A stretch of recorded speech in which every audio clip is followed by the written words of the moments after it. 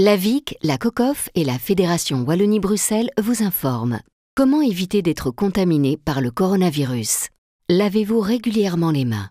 Lavez-les soigneusement à l'eau et au savon, tant la paume que le dos, mais aussi entre les doigts. Comptez entre 40 et 60 secondes par lavage. Toussez ou éternuez dans le pli de votre coude et utilisez toujours des mouchoirs en papier. Jetez-les dans une poubelle fermée. Si vous êtes malade, restez chez vous. Ne vous rendez pas au travail. Évitez autant que possible de vous toucher le visage, en particulier le nez et la bouche, avec les mains. Évitez les contacts rapprochés et évitez les poignées de main. Vous pensez être infecté par le coronavirus? Consultez votre médecin par téléphone. Ne vous rendez pas à la consultation du médecin traitant, ni aux urgences sans son indication. Prenez soin de vous, mais aussi des autres. Plus d'informations sur info-coronavirus.be ou appelez le numéro gratuit 0800 14 689.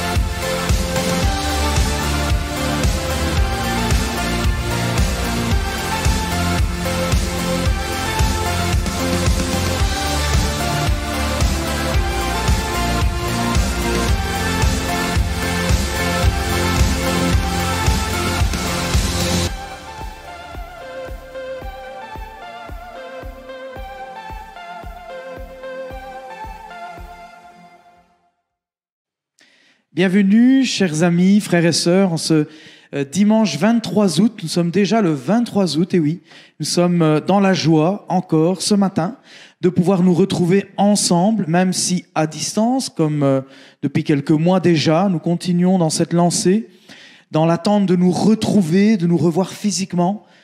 Mais nous avons l'avantage d'avoir avec nous quelqu'un qui nous rassemble, et celui qui nous rassemble est le Saint-Esprit, qui à distance, où que nous soyons, fait en sorte que le corps de Christ soit un. Et nous sommes dans la joie de pouvoir justement profiter de l'occasion qui nous est donnée à travers le multimédia, à travers Génération.be et la plateforme YouTube, de vous rejoindre et de pouvoir ensemble célébrer à distance ce culte de ce matin. Nous avons la joie ce matin d'avoir une lecture qui sera faite dans le deuxième livre de Corinthiens.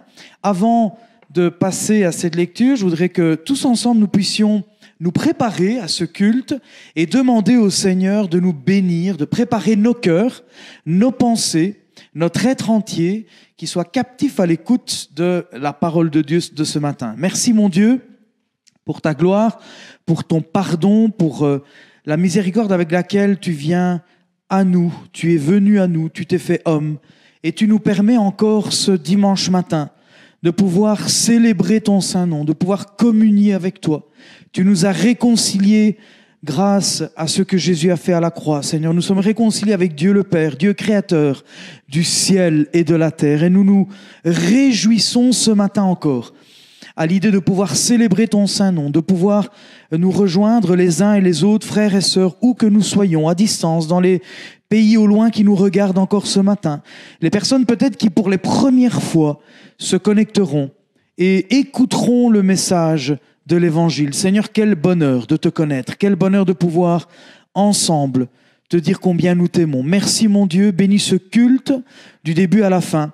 Au nom de Jésus. Amen. Eh bien, nous allons maintenant passer dans le moment de l'adoration, de la louange.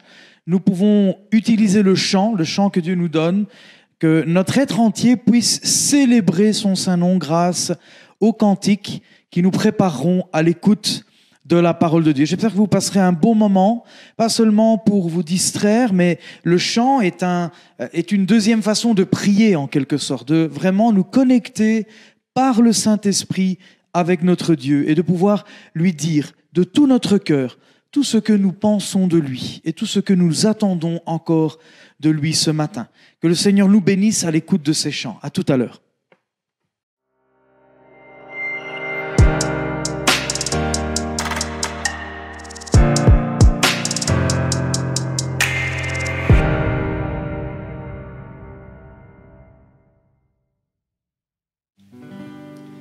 Bonjour à tous, voilà, bienvenue encore une fois parmi nous. Aujourd'hui, on va louer notre Seigneur tous ensemble.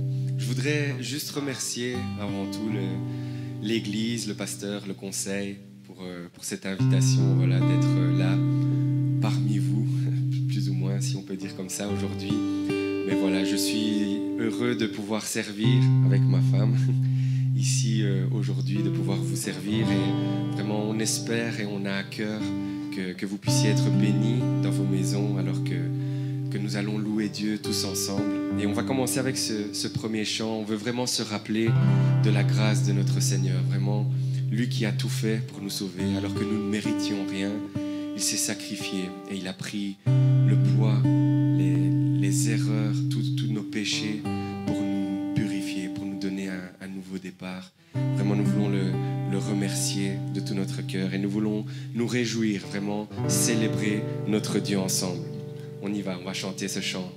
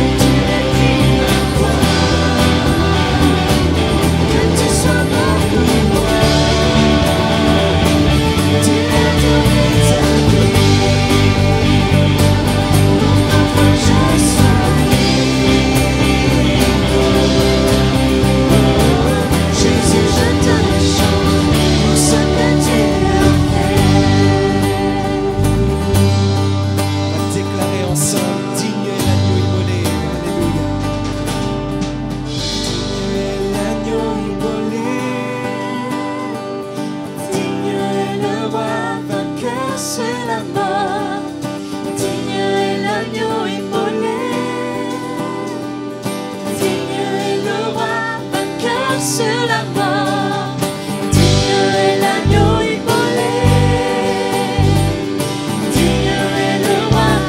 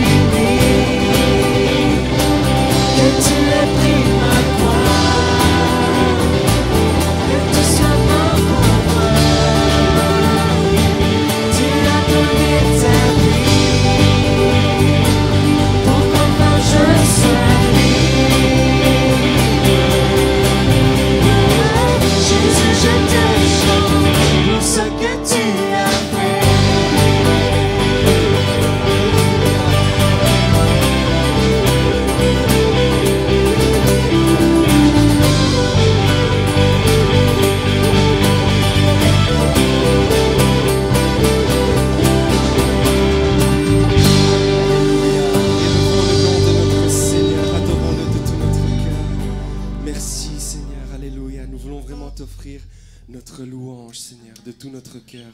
Reçois nos louanges, reçois l'honneur qui t'est dû en cet instant, Seigneur Jésus. Sois élevé au plus haut des cieux. Alléluia, merci Seigneur Jésus.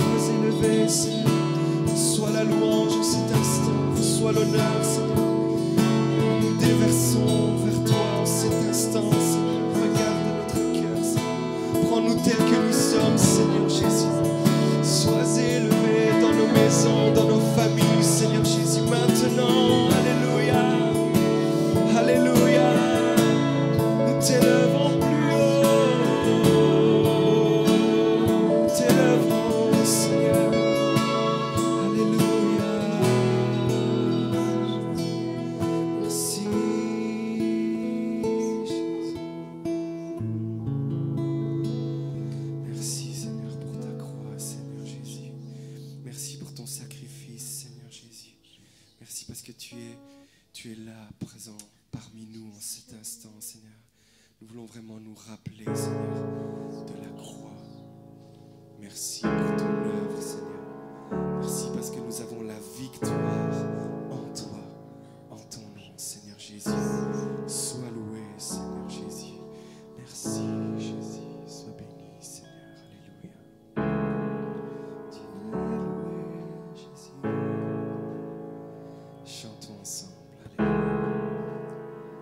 Quand je songe à l'infâme croix où Jésus fut meurtri pour moi, je vois ses mains, ses pieds percés, mon sauveur au bois attaché. Son corps lié, de larmes trempées, dans le tombeau fut déposé, l'entrée scellée d'une lourde pierre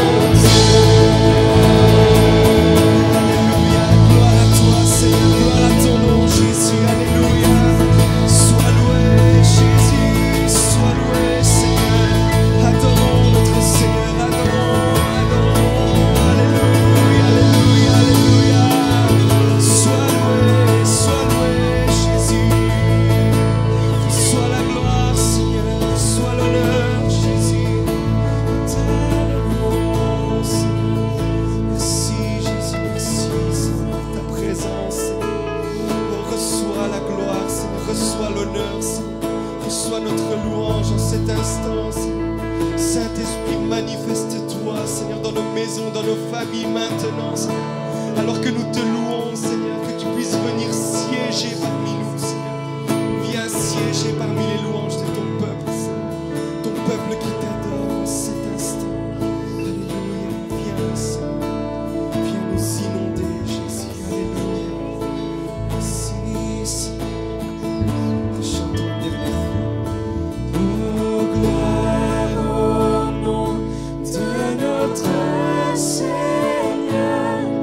Gloire à son nom, à tout jamais. Nous chanterons sans fin tes louanges. Oh, gloire à toi, oh Dieu.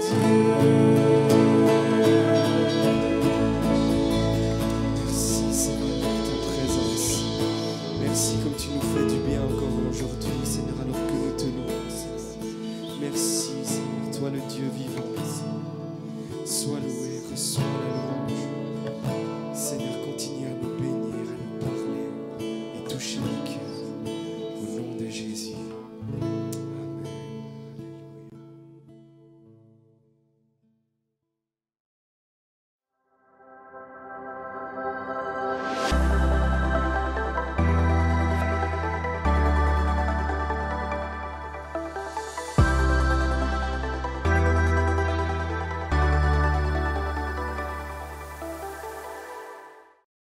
Merci au Seigneur pour la joie qu'il nous donne de pouvoir le célébrer. Nous sommes dans la joie de pouvoir élever nos cœurs, notre âme à travers les cantiques.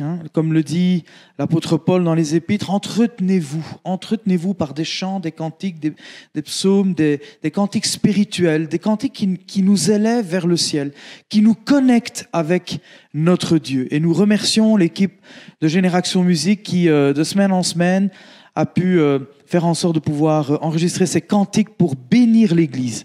À présent, nous allons en prélude à la parole de Dieu d'aujourd'hui. J'appellerai Christelle Ameilly qui va nous lire, en prélude à la prédication, elle va nous lire un texte de l'apôtre Paul dans la 2e épître aux Corinthiens, chapitre 5. Elle nous lira les 10 premiers versets.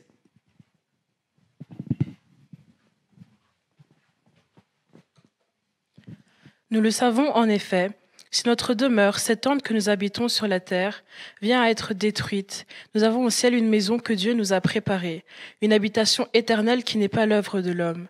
Car dans cette tente, nous gémissons parce que nous attendons, avec un ardent désir de revêtir, par-dessus l'autre notre domicile qui est notre nature céleste. Si bien sûr cela se produit tant que nous sommes encore de notre corps et non quand la mort nous en aura dépouillés. En effet, nous qui vivons dans cette tente, nous gémissons, accablés, parce que nous voulons non pas nous dévêtir, mais revêtir un vêtement par-dessus l'autre. Ainsi, ce qui est mortel sera absorbé par la vie. C'est Dieu lui-même qui nous a destinés à un tel avenir, et qui nous a accordé son esprit comme acompte des biens à venir. Nous sommes donc, en tout temps, pleins de courage, et nous savons que, tant que nous séjournons dans ce corps, nous demeurons loin du Seigneur. Car nous vivons guidés par la foi et non par la vue. Nous sommes pleins de courage, mais nous préférions quitter ce corps pour aller demeurer auprès du Seigneur. Aussi que nous restions dans ce corps ou que nous le quittions, notre ambition est de plaire au Seigneur. Car nous aurons tous à comparaître devant le tribunal de Christ et chacun recevra ce qui lui revient selon ses actes, bons ou mauvais, qu'il aura accomplis par son corps. Merci à Christelle pour la lecture de ce beau texte, un texte plein d'espoir qui nous laisse entrevoir ce que le Seigneur prépare pour nous. J'en retiens, le corps mortel sera absorbé par la vie. C'est un bon prélude pour nous préparer à écouter la parole de Dieu ce matin. J'inviterai le pasteur Claude Besson de l'église de Champion, l'église protestante évangélique de Champion, qui va me rejoindre ici maintenant sur l'estrade et qui va nous partager le conseil de la parole de Dieu. Claude est pasteur, donc, comme je l'ai dit, dans l'église de Champion, dans la région de Namur. Et c'est lui ce matin qui a accepté notre invitation pour pouvoir nous présenter la parole de Dieu. Alors le titre de sa prédication, c'est « Être enlevé, une sortie de secours ?» Point d'interrogation, je l'appelle à me rejoindre. et nous écouterons ensemble ce conseil de la parole de Dieu. Nous remercions le Seigneur pour nous l'avoir envoyé ce matin. Voilà, bonjour à chacun et chacune. Un exercice redoutable quand on se voit via une vidéo. Je ne vais pas vous parler de l'enlèvement avec des schémas, avec des plans bien construits. C'est une exhortation, une réflexion, suite à la lecture dans notre Église, d'une lecture suivie dans toute la Bible. Et cette lecture que j'ai faite, c'était 2 Rois 2, verset 1. Et la suite, bien sûr, c'est le récit de l'enlèvement d'Élie. Je lis le verset 1. « Lorsque l'Éternel fit monter Élie au ciel dans un tourbillon, celui-ci partait de Gilgal avec Élisée. » Je continue la lecture à partir du verset 9. « Une fois qu'ils eurent traversé, je précise le Jourdain, Élie dit à Élisée, « Dis-moi ce que tu veux que je fasse pour toi avant d'être enlevé loin de toi. » Élisée répondit, « Qu'il y ait sur moi une double part de ton esprit. » Élie dit, « Tu demandes quelque chose de difficile. Toutefois, si tu peux me voir pendant que je serai enlevé loin de toi, cela t'arrivera. Sinon, cela ne t'arrivera pas. » Alors qu'il continuait à marcher tout en parlant, un char et des chevaux de feu les séparèrent l'un de l'autre, et Élie monta au ciel dans un tourbillon. Élisée regardait tout en criant « Mon père, char et cavalerie d'Israël !» Puis il ne le vit plus. Il prit alors ses habits et les déchira en 2. C'est un événement extraordinaire auquel on assiste ici, puisqu'un mortel passe dans l'éternité sans passer par la mort. C'est vraiment un événement exceptionnel dans l'Écriture. Il n'y a qu'un seul précédent. C'est dans le livre de la Genèse que nous le voyons. C'est le cas du patriarche Enoch, en des termes beaucoup plus concis. Enoch marcha avec Dieu, puis il ne fut plus là, parce que Dieu l'avait pris. On trouve ça donc dans Genèse 5, 24. Dans ce chapitre 5 de la Genèse, il y a d'Adam à Noé, tous les patriarches, à chaque fois ponctués par un refrain, puis il mourut, puis il mourut, puis il mourut, même s'ils ont eu de très longues vies. Il y a qu'Enoch qui fait exception. Il n'est pas dit, puis il mourut. Il est dit, il ne fut plus là, parce que Dieu l'avait pris. On en déduit qu'il n'est pas passé par la mort. Le cas d'Élie est tellement frappant et percutant qu'il fait partie presque de l'espérance d'Israël. On attend son retour. Étonnant, hein ? On pourrait dire que les chrétiens attendent le retour de Jésus-Christ. Alors je ne sais pas si c'est le cas de tous, mais on dirait qu'Israël attend le retour d'Élie. Il est vrai qu'il y a un prophète biblique, Malachi, qui au chapitre 4, verset 5 ou 3, 23, ça dépend le découpage en chapitres de vos versions, dit ceci, c'est la fin de son message.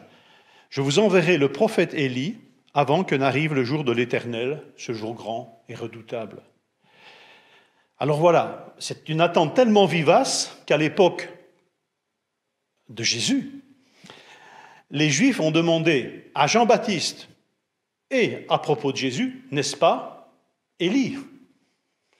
Ils l'ont posé la question directement à Jean. Il a dit « Je ne suis pas Élie ». Et quand Jésus va poser la question à ses disciples « Qui dites-vous que je suis » ou « Qui dit-on que je suis ?» certains disent « Élie ». Donc ça montre vraiment l'attente qu'il y avait du retour de ce prophète, celui qui n'était pas passé par la mort. Étonnant, on n'entendait pas le retour d'Enoch, mais c'est vrai qu'à propos d'Enoch, il n'y a pas de prophétie. Ce que je voudrais, c'est que ce matin, nous puissions nous rendre compte que notre espérance à nous, ce n'est pas le retour d'Élie. Notre foi, elle est centrée sur Jésus-Christ. Et je ne sais pas si ça va vous saisir, mais moi, ça m'a saisi. Les circonstances du départ de notre Seigneur vers son Père et se relater ici dans ce récit, par ce fameux départ d'Élie vers le ciel.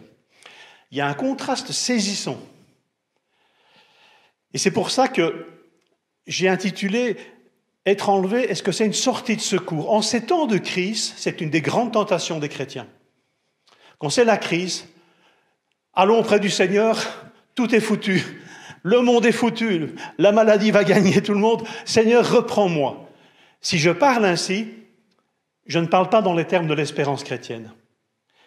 L'enlèvement, étonnamment, on utilise le mot enlèvement, il y a le verbe être enlevé dans 2 Thessaloniciens, mais il n'y a pas le terme enlèvement. Le terme qui est utilisé, c'est notre rassemblement avec Jésus-Christ. Pour ce qui est de notre rassemblement avec Jésus-Christ, étonnant, hein? Parce que c'est ça l'essence même de notre espérance, c'est d'être avec le Seigneur, c'est pas d'être enlevé. Alors faisons attention que cette histoire d'enlèvement, cette doctrine de l'enlèvement, ces mots, ne soit pas pour nous une espèce de fuite, de sortie de secours. Et je vais peut-être m'avancer un peu, mais j'ai l'impression que pour Élie, ce fut le cas. Cet enlèvement extraordinaire a tout d'une sortie de secours. Ce récit se passe dans un contexte de transmission. Vous avez vu qu'il est question d'Élie et d'Élisée, son successeur. C'est clair, vous savez qu'après sa grosse dépression, sa grosse déprime d'un roi 19, Élie, je suis seul, il a même demandé la mort à Dieu.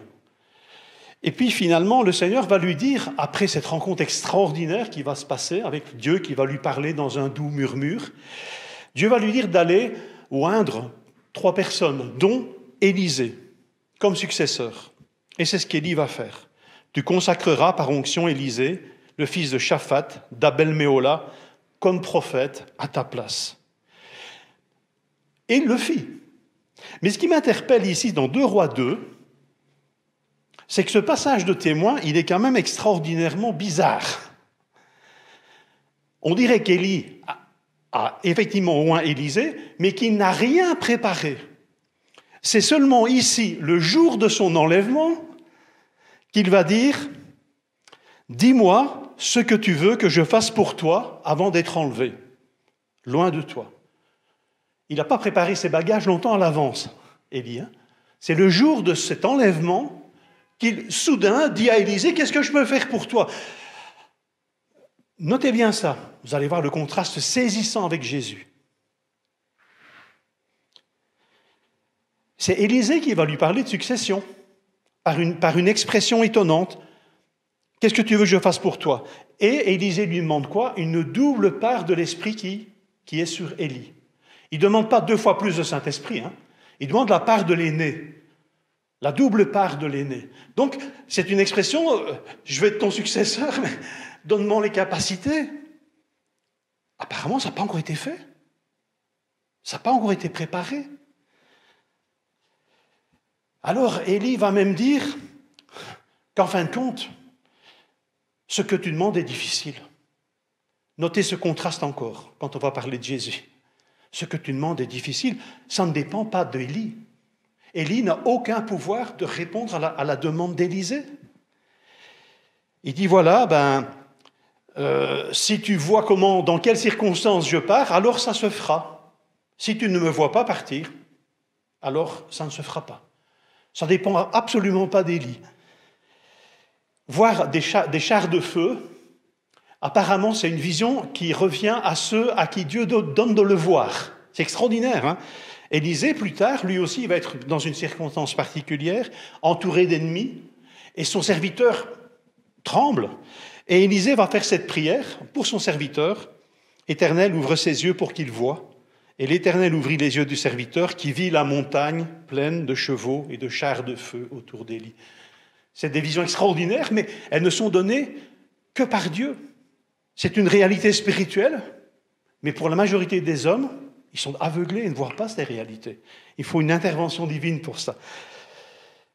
Donc voilà, vous voyez, Élie n'a pas trop préparé de choses, c'est Élisée qui prend l'initiative. Élie rappelle toutes ses limites, ça ne dépendra pas de moi, cette prière et cette demande.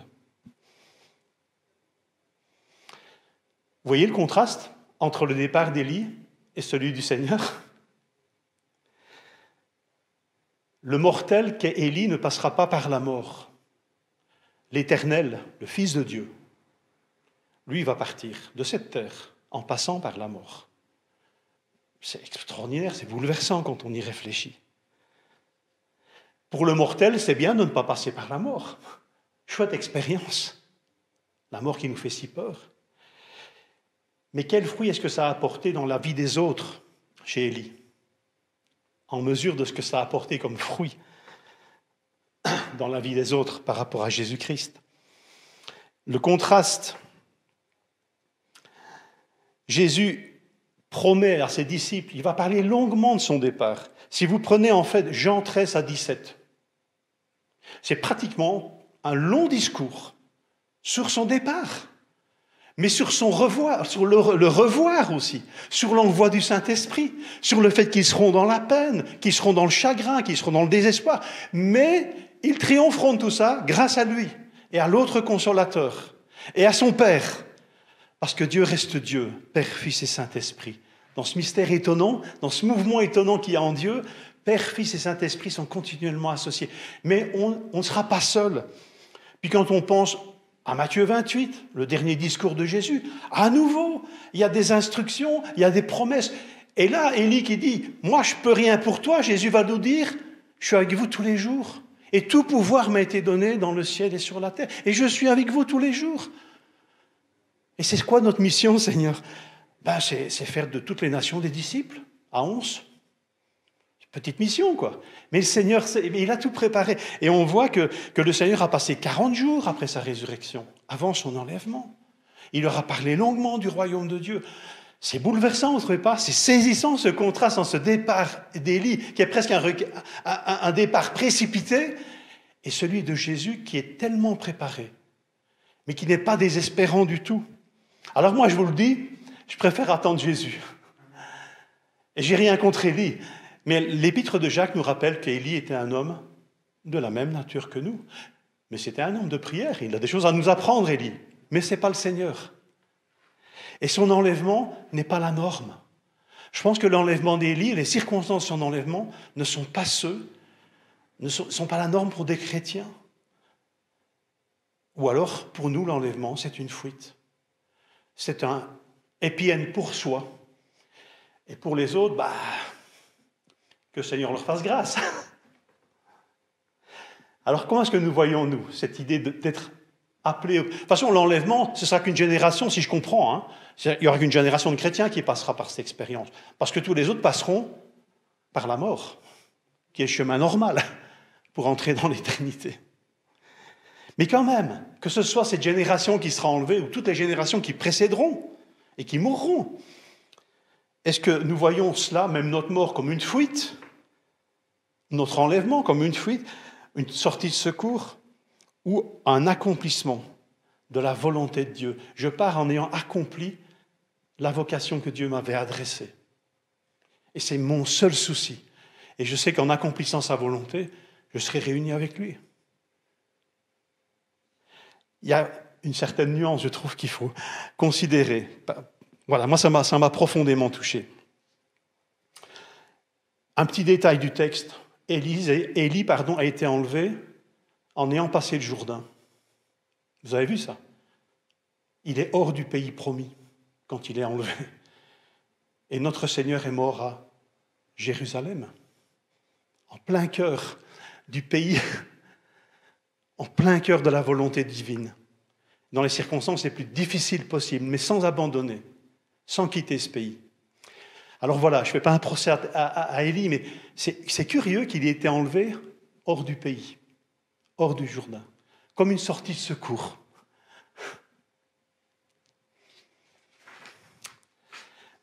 La description du départ est saisissante. Élie il monte dans un ouragan, un tourbillon, un char de feu qui sépare Élie, avec des chevaux de feu qui séparent Élie et Élisée. Là, ça vaut le coup si on fait de la vidéo, quoi. Là, c'est costaud, quoi. Ça impressionne, il y a des effets spéciaux, là. C'est extraordinaire. Quel spectacle.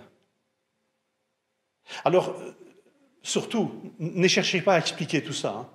Je vous en prie, n'y mêlez pas des ovnis, des hélicoptères, n'essayez pas d'expliquer cette histoire. Vous vous rappelez, ce n'est vu que par ceux à qui Dieu le donne de le voir. C'est dans le domaine spirituel. Avec parfois nos explications très matérialistes, on est à la limite du blasphème. Laissons-nous simplement saisir, c'est une apparition divine. Mais c'est vrai, elle est puissante. C'est presque une vision guerrière. Mais quand même, Élisée va dire « Chars et cavalerie d'Israël, Père, chars et cavalerie d'Israël ». Quand même, Élisée, il a dû l'apprendre d'Élie. La vraie force d'Israël, c'est ses prophètes. La force militaire, chars et chevaux, ce n'est pas les chars et chevaux physiques, c'est les prophètes, c'est la parole de Dieu. C'est ça la vraie force, c'est ça la vraie puissance pour le peuple de Dieu. Mais alors, face à ce départ, combien le départ de Jésus nous paraît beaucoup moins impressionnant. Si je lis acte 1, 9, et ayant dit ces choses, donc Jésus ayant dit ces choses, il fut élevé de la terre, comme il regardait, donc les apôtres regardaient, une nuée le reçut et l'emporta de devant leurs yeux. Ou une nuée le couvrit. Point. Pas de chair de feu, pas d'ange, pas d'éclair, pas de tremblement de terre. Ça semble tellement sobre. Mais il est question de la nuée. La nuée. Une étrange manifestation de la présence de Dieu, dans l'Ancien comme dans le Nouveau Testament.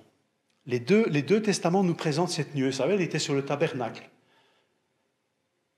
Et suivant qu'elle montait ou qu'elle descendait, c'était le signe du départ, de la mise en route, ou au contraire de l'installation. Enfin bref, la nuée revient assez souvent dans l'Ancien Testament comme une manifestation de la présence de Dieu. Mais elle apparaît dans le Nouveau Testament aussi, la nuée. Ici, lors de l'enlèvement de Jésus, et deux autres fois, en tous les cas, dans la vie de Jésus. Je ne vais pas vous faire passer un examen. La première manifestation de cette nuée, c'est lors de la transfiguration. Comme il parlait ainsi, comme Jésus parlait ainsi, une nuée vint les couvrir. Et les disciples, ou plutôt quand il parlait, c'est plutôt Pierre qui parlait. Il proposait de faire des tentes. Mais comme il parlait ainsi, une nuée vint les couvrir. Et les disciples furent saisis de frayeur en les voyant entrer dans la nuée. Et de la nuée sortit une voix qui dit « Celui-ci est mon fils élu, écoutez-le ». Et concernant le retour de Jésus, Luc 21, 27, « Alors on verra le Fils de l'homme venant sur une nuée avec puissance et une grande gloire. » En fait, spirituellement, la nuée, c'est autrement impressionnant que des chevaux de feu et des chars de feu. Mais nous, les hommes, on est comme ça. On regarde dans le clinquant. Mais bibliquement, la nuée est infiniment plus significative de la présence de Dieu. Lors de la transfiguration, c'est bon de relire ce texte et d'être avec les disciples, presque monter avec eux dans le récit. Et puis contempler le Seigneur qui montre dans son humanité, au travers de cette humanité, qui montre sa divinité. On entre dans un mystère profond, là. Et là, tout le monde reste silencieux, sauf Pierre qui va dire, peut-être une petite bêtise, mais il va faire comme il peut, le gars. On n'aurait pas fait mieux que lui.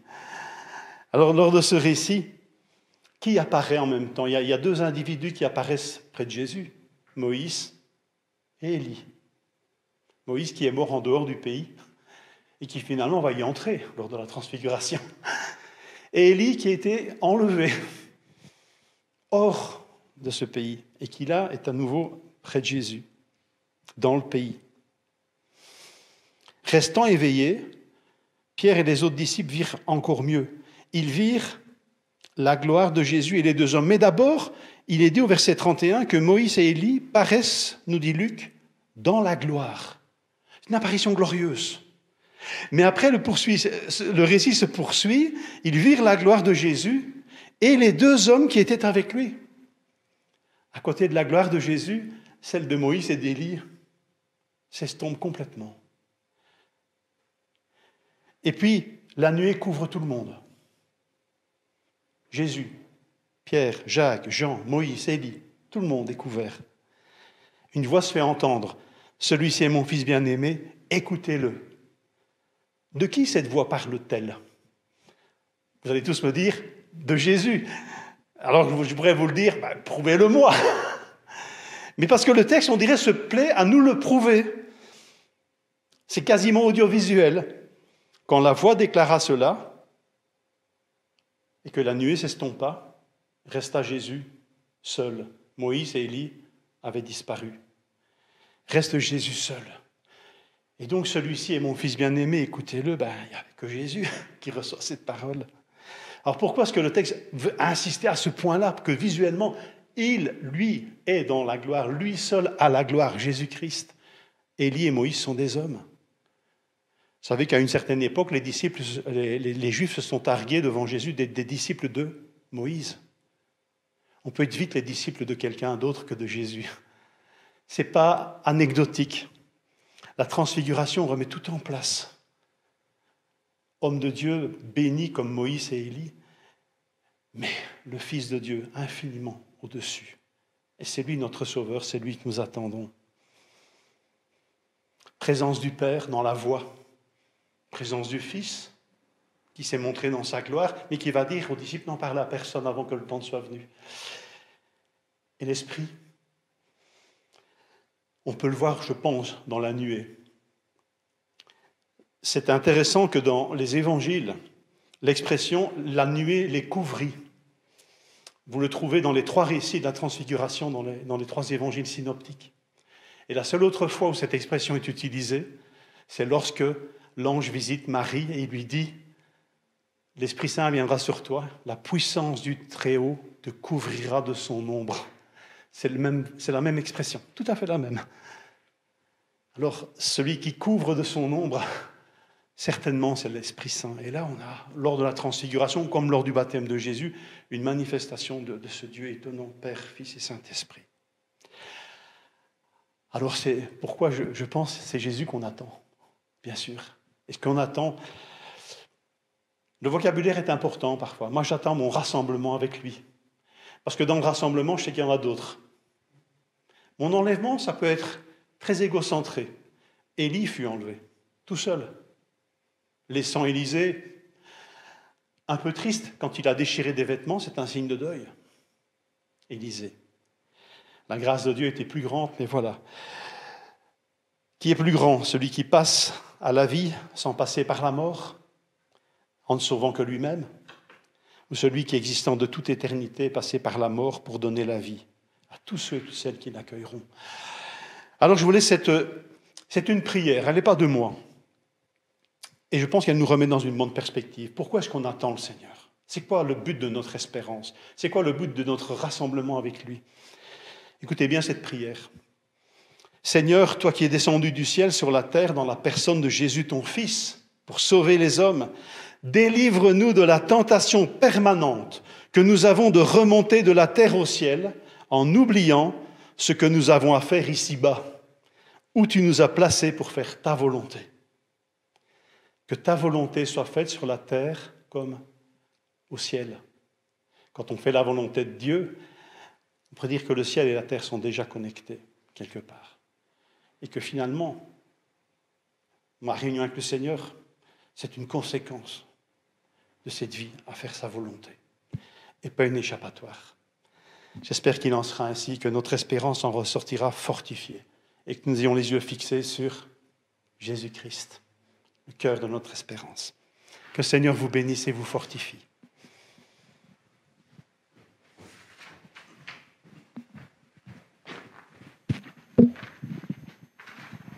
Merci au pasteur Claude qui nous a bénis ce matin avec cette belle approche de l'enlèvement, une autre façon de découvrir cette merveilleuse vérité de la parole de Dieu.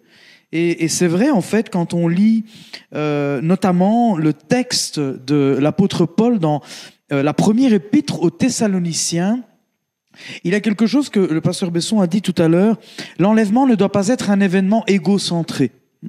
Il ne s'agit pas de moi et de ne pas tenir compte des autres.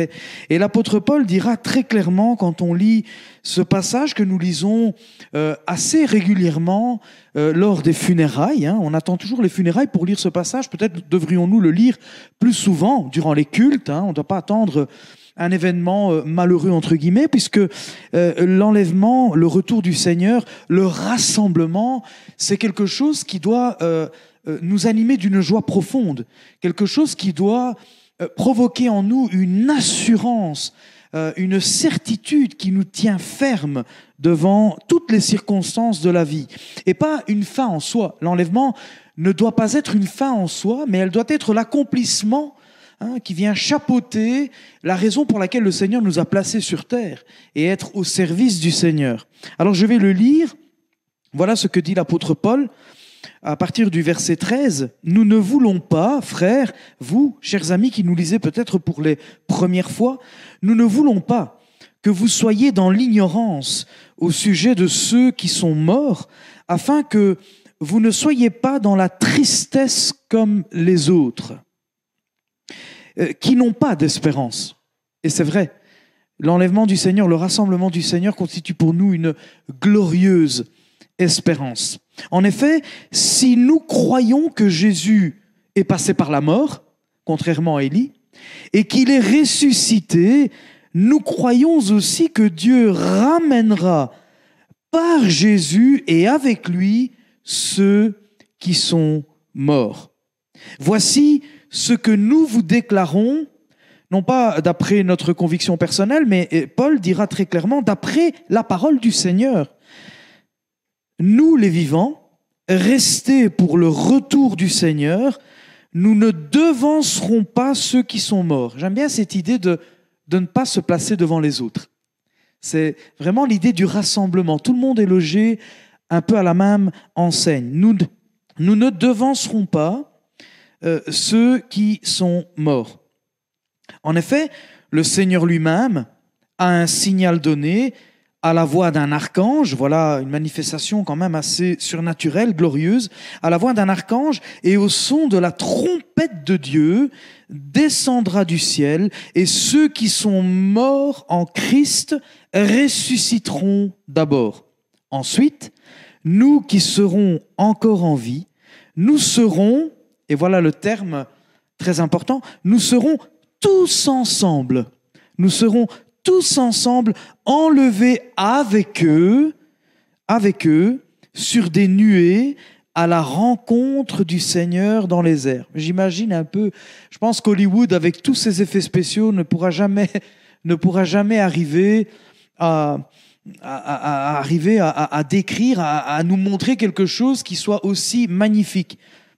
Et nous serons enlevés avec eux sur des nuées à la rencontre du Seigneur dans les airs, et ainsi, le but final, en quelque sorte, et nous serons ainsi toujours avec le Seigneur. Non pas que le Seigneur n'était pas avec nous pendant que nous avons vécu sur cette terre, il a été avec nous tous les jours, et il a dit aux disciples, je serai avec vous, mais nous serons toujours physiquement, nous serons près de lui, nous serons avec lui, tous ensemble avec le Seigneur. Et le texte se termine avec une phrase merveilleuse, encouragez-vous. C'est-à-dire, rappelez-le-vous les uns les autres. C'est-à-dire, n'attendez pas un décès pour vous le dire, pour vous le rappeler. Quelqu'un peut-être est dans une situation de détresse, quelqu'un qui perd pied dans sa foi, a peut-être besoin d'entendre cette parole aujourd'hui. Qu'est-ce que le rassemblement avec le Seigneur ? Encouragez-vous donc les uns les autres par ces paroles. Je vous invite maintenant à prier. Nous allons passer un moment dans la prière par rapport à ce texte, par rapport à cette réflexion qui nous a été généreusement donnée ce matin, qui nous a enrichis, fortifiés. C'est bien de creuser et c'est bien de chercher le sens des mots, aller un peu plus loin dans la profondeur du texte et ne pas se contenter de réciter simplement une doctrine comme ça, reçue, transmise, mais de plonger soi-même, d'aller creuser, d'aller voir quel est le sens de tout ce que le Seigneur nous a révélé dans sa parole. Seigneur, nous voulons te remercier parce que ce matin encore, tu nous as rappelé que tu es venu pour nous donner la vie, tu es venu pour nous montrer le chemin qui nous mène au ciel. Et tu nous montres aussi, avec courage, que nous devons aussi, peut-être, si tu ne reviens pas avant, nous devons peut-être affronter la mort, comme toi tu as affronté la mort. Oui, d'autres personnes avant nous ont eu ce privilège d'être enlevées, comme Élie, comme Enoch, mais nous voulons nous attacher à toi, nous voulons marcher à ta suite et nous attacher à cette glorieuse espérance. Seigneur, nous ne voulons pas attendre cet enlèvement parce que nous entendons à gauche et à droite des bruits de guerre ou des épidémies, ce Covid qui peut-être réussit à nous faire peur. Seigneur, nous voulons non pas penser à cet enlèvement comme une fin en soi, vraiment une sortie de secours, comme cela a été dit, mais non, Seigneur, nous voulons nous accrocher à cette espérance parce que nous voulons être avec toi, toujours, chaque jour, et même durant ce temps de crise, Seigneur. Nous voulons que tu sois à nos côtés. Nous voulons que tu te serves de nous. Nous voulons, Seigneur, être des instruments pour ta gloire. Seigneur, nous voulons amener des âmes à toi. Nous voulons apporter un message d'espérance, un message d'espoir, un message de délivrance. Nous voulons que nos contemporains, Seigneur, ceux qui nous rejoignent peut-être ce matin pour la première fois, sachent, apprennent combien tu les as aimés. Et avec cette espérance, avec le salut que tu es prêt à leur donner, eh bien, ils auront aussi à la clé, au terme de leur vie, ou peut-être durant leur vie, la joie d'être enlevés ensemble, rassemblés avec toute la communauté des croyants, toutes celles et ceux qui seront enlevés dans les airs et qui sont enfants de Dieu. Merci, Seigneur, pour cet immense privilège immérité, pour cette grâce qui a été étendue durant ce temps de grâce.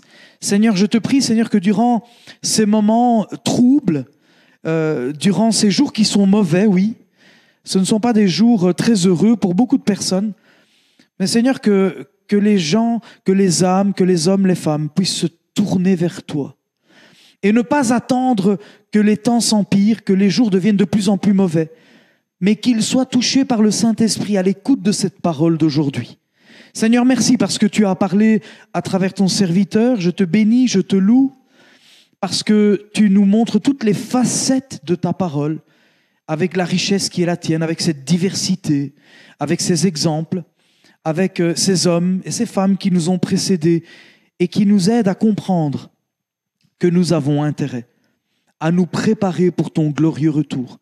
Seigneur, donne-nous de saisir les œuvres que tu as préparées d'avance. Maintenant, là, maintenant, Seigneur, ne permets pas que nous tombions dans ces discours apocalyptiques, que nous nous cachions, que nous sortions du Jourdain, que nous quittions Jérusalem et que nous essayions, Seigneur, de nous cacher derrière cet enlèvement, mais que nous puissions prendre part aux œuvres que tu as préparées d'avance, que nous saisissions l'appel que tu nous as adressé pour que nous soyons au bon moment, au bon endroit, avec les bonnes personnes que tu mets devant nous, avant que tu viennes nous retrouver, Seigneur. Parce que ce que tu veux, ce que tu dis dans ta parole, c'est que tous les hommes soient sauvés. C'est ta volonté, c'est que tous les hommes soient sauvés. Alors aide-nous, Seigneur, à nous disposer, à nous placer là où tu veux que nous soyons, dans ta volonté,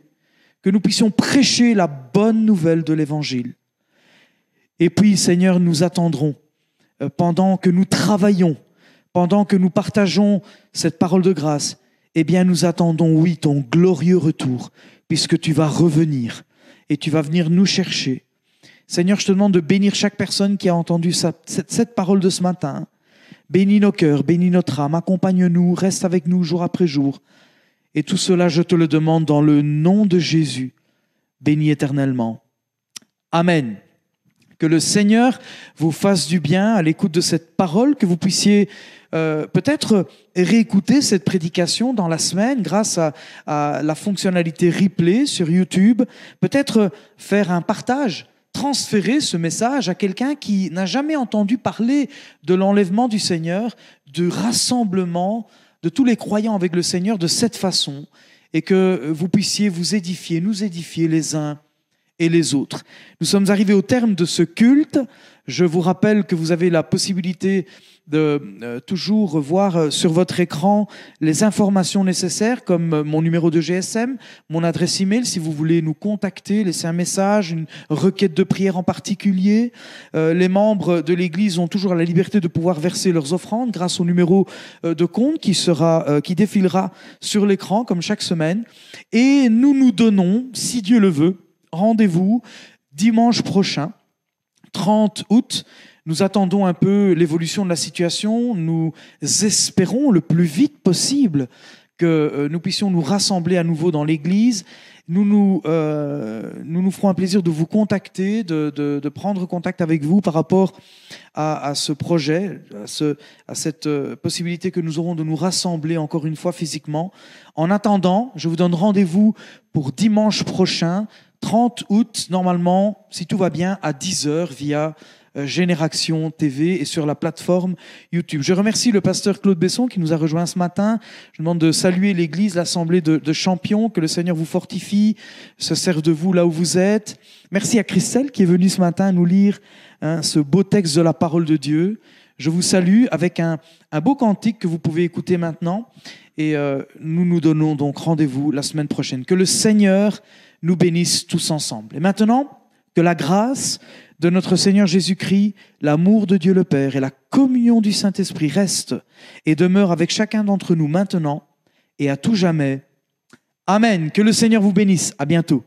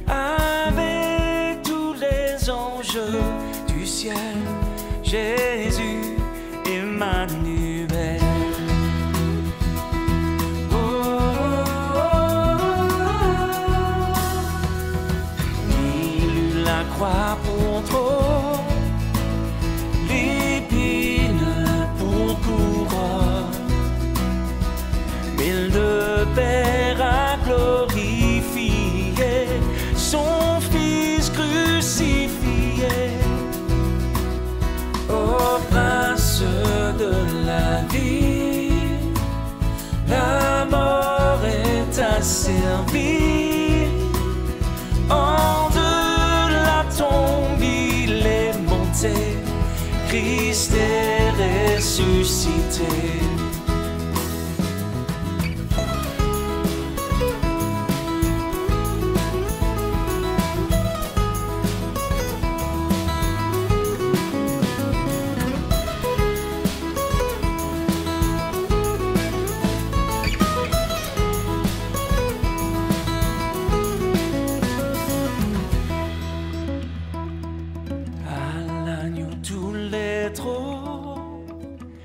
Et toutes les couronnes, il est le maître souverain, les temps sont dans sa main, rendons